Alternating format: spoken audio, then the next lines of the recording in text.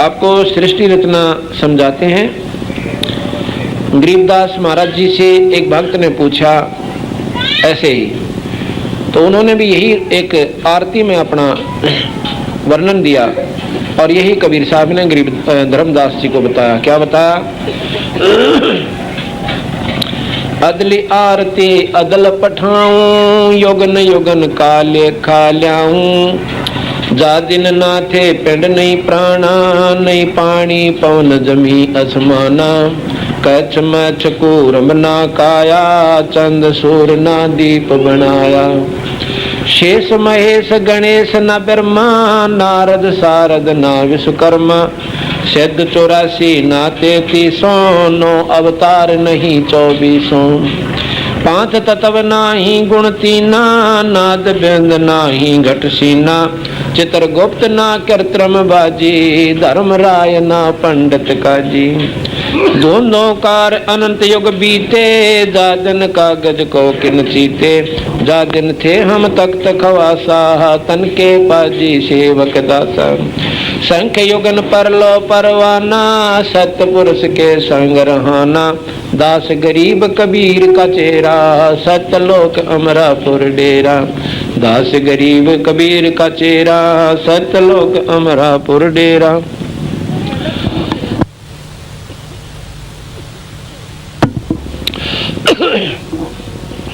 अब गरीबदास जी ने बताया कि भाई पहले कुछ भी कोई ना था, ना ये ब्रह्मा थे, ना विष्णु, ना शिव, ना पृथ्वी, ना 5 तत्व, ना 3 गुण। 3 गुण तीनों देवताओं के प्रतीक हैं। तीनों गुण ब्रह्मा विष्णु महेश के प्रतीक हैं। रजगुण ब्रह्मा और सतगुण विष्णु और तमोगुण है शंकर भगवान।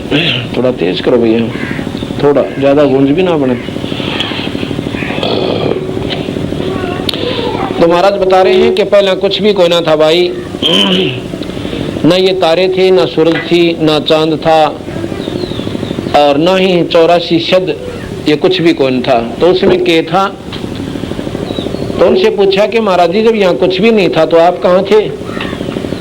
उन्होंने बताया कि हम सतलोक में रहते थे और जहाँ पर हमारे भगवान कबीर साहब रहते हैं। दास गरीब कबीर का चेरा, चेरा कहते हैं शिष्य को, चेला।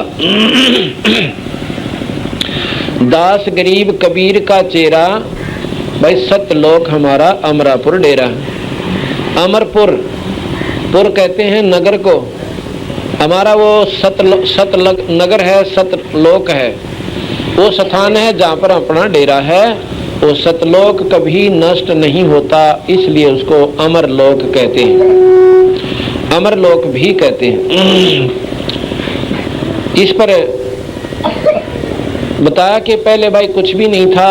धर्मदास केवल ये देखो, कई बार ऐसा होता है यहाँ पर, अगर कबीर साहब बार बार कहते कि मैं खुद मालिक हूँ तो महसूस करता वो, क्योंकि धर्मदास ने तो यूँ सोच रखा था भगवान आकार में नहीं है और आया सतैव राम और कृष्ण और कोन्या। और दूसरी परिभाषा भगवान की मान रखी है कि उसका कुछ और ही आकार से और ही तरह का भगवान होगा जो हमने दिखेगा। अगर वो बार बार कहते कि मैं खुद सतपुरुष हूँ तो धर्मदास शायद और ज्यादा कच्चेपन में विचार करता। लेकिन वहां पर उन्होंने कहा कि मैं तो भाई, कबीर साहब कहते हैं, उस सतपुरुष का नुमाइंदा हूं और उन्होंने मेरे को एक शब्द शक्ति देकर भेजी है कि जाकर इस काल के भ्रम न मिटा आओ और उन भोली भाली आत्माओं को बता दो कि जिसने तुम भगवान मानते हो ये परमात्मा कोई ना। तो क्या बताया कि धर्मदास पहले सतपुरुष अकेला था, निराकार रूप में सतलोक में रहते थे और सतलोक इतना लंबा चौड़ा है, असंख्य ब्रह्मांड उसके चारों तरफ न्यों लटक रहे हैं। जैसे आपने मधु के छत्ते देखे हों, एक पेड़ के चाहे 1000 छत्ते लग जाए पर पेड़ पर उनका कोई असर कोई नहीं। इस सतलोक ने इतना समझ लो कि ये ब्रह्मा विष्णु महेश ज्योत निरंजन और ये तीनों लोक असंख्यों लोक ब्रह्मांड ऐसे चिपके हुए हैं।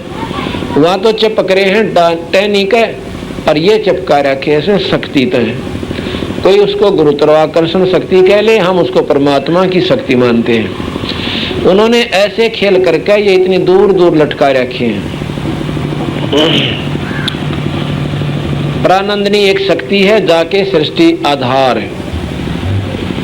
तो उसमें वो एक सतलोक के अंदर कमल का फूल प्रकट किया। कमल के फूल के ऊपर खुद भगवान कबीर साहब कहते हैं कि सतपुरुष प्रकट हुए। सतपुरुष ने 17 शब्द उच्चारण किए। एक शब्द से सतलोक के अंदर सब दीप और खंड बना दिए, खेड़े सब बना दिए। जैसे यहाँ पर ये पृथ्वी लोक आदि हैं, ऐसे वहाँ पर भी न्यारे न्यारे बहुत बड़े बड़े द्वीप हैं। उन द्वीपों का जो वातावरण है वो इतना आनंदमय है, ना वहाँ राग है ना द्वेष है, और बहुत ही आनंद के साथ ये जीवात्मा जो वहाँ पहुँच गई बड़े ठाठ से रहते हैं। वहीं पर इनके परिवार भी हैं, सारी विधि है, जो कि तो हंस आत्मा वहाँ जा कर के रहती हैं। आत्मा का असली स्वरूप 16 सूर्य के प्रकाश के समान है। जैसे कई देखा करें भाई फलाने आदमी का चेहरा इतना दमदमावा था, बहुत ही तेजों में शरीर था, उसके शरीर से जैसे प्रकाश निकलने वाला था, इतना लाल चेहरा बहुत चमकदार था। ठीक इसी प्रकार वहाँ पर हमारा शरीर तो होगा ऐसा ही, लेकिन उस शरीर का जो बनावट होगी वो तेज पुंज की होगी। तेज पुंज, तेज कहे प्रकाश, पुंज कहे समून। अब हम इसको 5 तत्वों का पुतला कहें, पर 5 तत्व कितने भी ना दिखते, और कहीं इसने 5 तत्वों का, जैसे भाई आकाश, मिट्टी यानी अग्नि, हवा, ये पांचों मिला लिए हैं, जल, तो पांचों का मिला करके कुछ और बन गया हो, और है 5 तत्व से। ठीक इसी प्रकार वहां तेज पुंज से हमारा शरीर होगा, पर यूं ना होगा न तुमने सोचोगे कि प्रकाश ऐसा हो नो बोधा सा ना, वो शरीर बहुत सुंदर और वो अदर अमर होगा, वो कटे को ना, वो जड़े नहीं, वो मरे नहीं, ऐसा अपना शरीर होगा। और वहां पर कहते शंखों लहर मेर की उपजे, और कैर नहीं जा कोई, दास गरीब अचल अविनाशी, सुख का सागर सोई। शंखों लहर मेर की लहर कैसे उत्पन्न होती है? एक बार मन इतना खुश हो जाता है कई बार कि दुश्मन भी अगर उस समय पर आ जा तो उसने छाती गला सकता है। वो एक मेर की लहर थी, एक रजा थी ईश्वर की।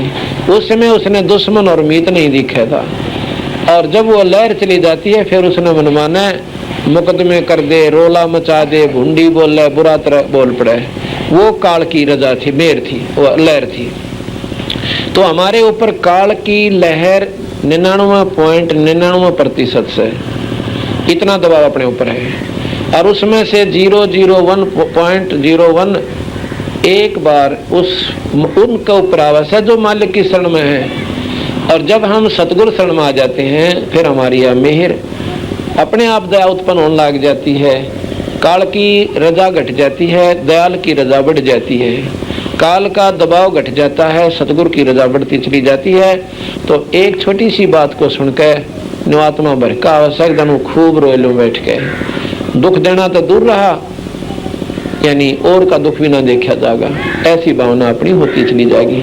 तो जब हम कति स्थिति पर आ जाएंगे, कोई छोटी सी बात कहेगा हम रो सकते हैं, लड़ा कौन जा। वह स्थिति जब अपनी आ जाएगी, जब हम ऊपर जान जोगे हो जाएंगे और अपना सुमन करता रहे, सुमन न छोड़ा कोई ना, ये स्थिति अपनी। तो वहां जाकर फिर वो जो कि तो अभ्यास किया हुआ निर्मल की हुई आत्मा वो ऊपर जाएगी। वहां जाकर तो फिर सारे एक दूसरे से ऐसे एक तो भी ज्यादा प्रेमी पाओगा। तो सारी हंस आत्मा उनको जब यहाँ से निकल जाती है ना, इसको बाढ़ मात है, और जो भौर गुफा को पार करके या ऊपर न मुँह काटे से सूरत एकदम पकड़ के खींच लेते हैं वहाँ के हंस, और छाती के लागे, और तेरा बोला निकड़ा बीमारी माते।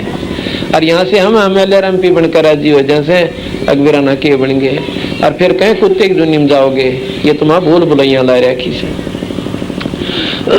तो इस प्रकार उस सतलोक में बहुत गजब की सृष्टि है।